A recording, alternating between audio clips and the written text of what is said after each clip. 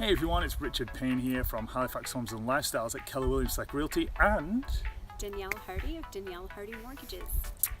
Today is a gorgeous day here in Indigo Shores, which is out on McCabe Lake.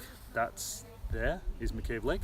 And we wanted to talk to you just a little bit about mortgages and what happens when you're moving from the UK, so emigrating to Canada, and how important that mortgage process actually is. So let's start it off, and we will begin with differences of pre-approval versus Canada.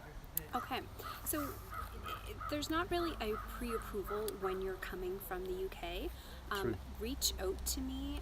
We'll talk about things. I can usually get a good idea of if you're going to be approved or not based on the income that you tell me you're going to be getting. In Canada. Yeah.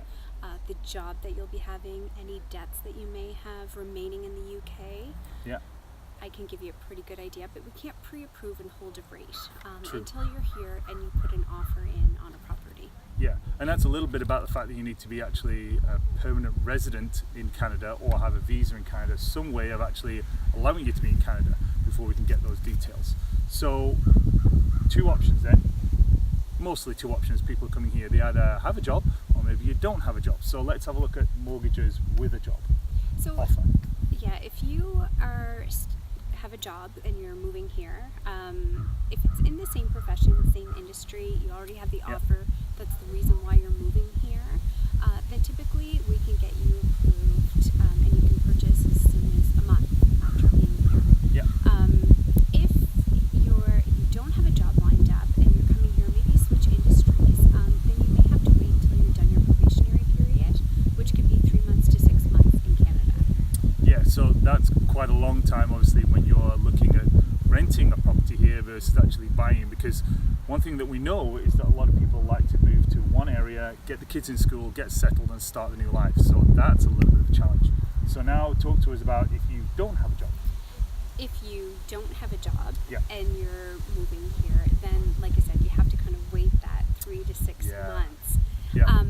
But depending on your profession, you know, if maybe you're a doctor or a specialized professional, then we may be able to get an exception on it. So it's something to talk to me about. Absolutely. I can ask more questions and we can always try. Yeah, and then let us know a little bit about that whole, once you actually apply for a mortgage, like the paperwork and gifting of money and down payments and all that kind of stuff. All right, so we will get you to get a copy of your Experian Credit Bureau.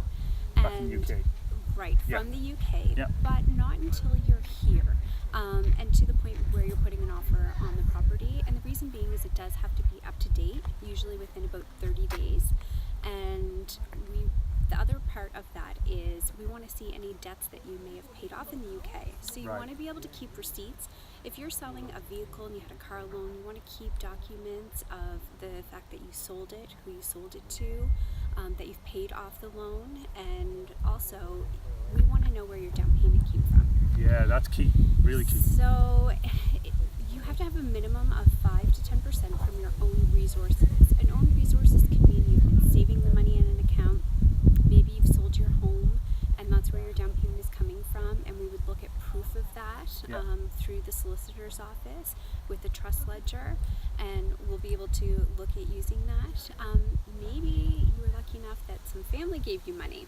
And we Gifting, yes. Gifting. So if it's from an immediate family member, we can look at using it. However, we do need to have that 5 to 10% from your own resources. Then we're going to get a gift letter from whoever gifted it to you, immediate family, have it signed. The lender will call and they will verify. So they call the person back in the UK? Yes, right. Yes, definitely. They want to make sure that it wasn't lent to you and that this is a debt that you have to pay back. Got it. Okay. So those are the two options of moving here with a job, without a job. Right. We know that a lot of times people have obviously the issue in the UK of either selling the house or they can't sell the house, yet they know that they've got to start the visa application, or the visa even has a date that says you have to be in Canada by.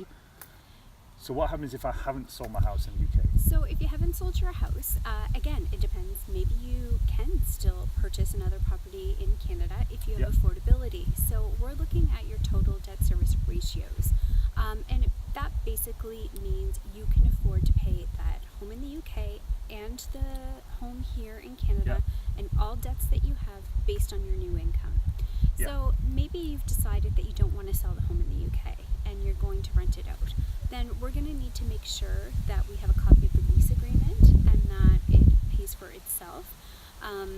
Sometimes with leases we only use 50% of the income coming in, so it can be a little tricky, and this is where I come into play. So these are the ins and the outs of the market that I know and am able to assist you with. Yeah, and that's the key thing that we talk to everybody about is not only do you want to come to Canada and obviously start a new life, hopefully you're coming with a job because that makes life 10 times easier, but it's about finding the right neighborhood, finding the right property, but also not being house poor.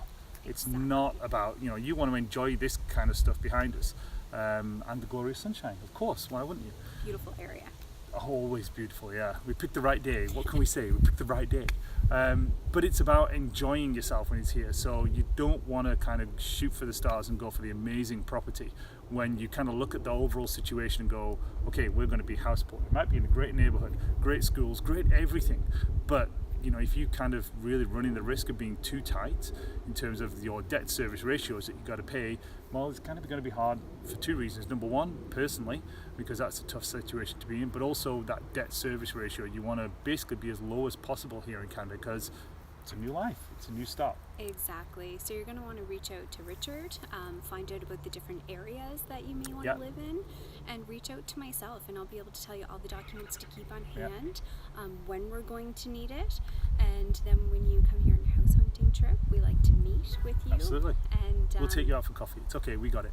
and tell you a little bit more about the area. Yeah. And then when you're ready to purchase, then Richard and I go behind the scenes and try to make everything as easy as possible for you. Exactly. And the key thing here is what Danielle said about bringing some of the items with you.